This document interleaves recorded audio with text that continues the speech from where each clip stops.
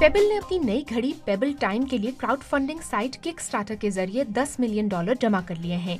इस घड़ी में माइक्रोफोन भी होगा जिसके जरिए सार्फिन अपने स्मार्टफोन से मिलने वाले पैगामात का जवाब बोल कर दे सकेंगे।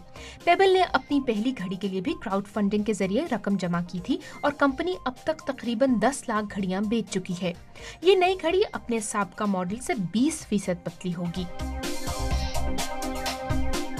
सिम कार्ड्स बनाने वाली डच कंपनी जमाल्टो का कहना है कि बरतानवी और अमरीकी खुफिया एजेंसियों ने उसके कंप्यूटर सिस्टम्स पर साइबर हमले किए थे।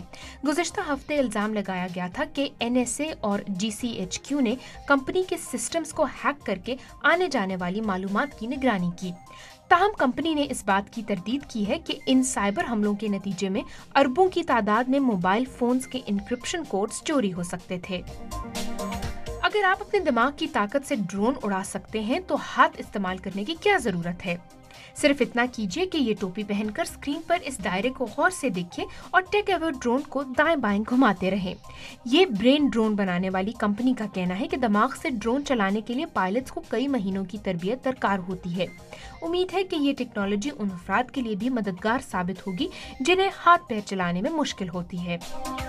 और आखिर में आपको टेक्नोलॉजी से मुतालिक एक अच्छी खबर दें। ये वो लम्हात हैं जब मिनेसोटा के रहायशी एलन ज़ेराट ने अपनी अहलिया को 10 साल में पहली मर्तबा देखा। 20 साल कबल उन्हें आंखों की बीमारी लाहक हुई जिसके नतीजे में वो नाबीना हो गए, लेकिन अब वो प्रोटोटाइप बायोनिक आंख के जरिए किसी हद तक देख सकते हैं। ये आला उनकी ऑप्टिक नर्व तक रोशनी के सिग्नल पहुंचा देता है जिसके नतीजे में इन्हें अशकाल नजर आती हैं और वो अपने खानदान के अफराद को पहचान लेते हैं।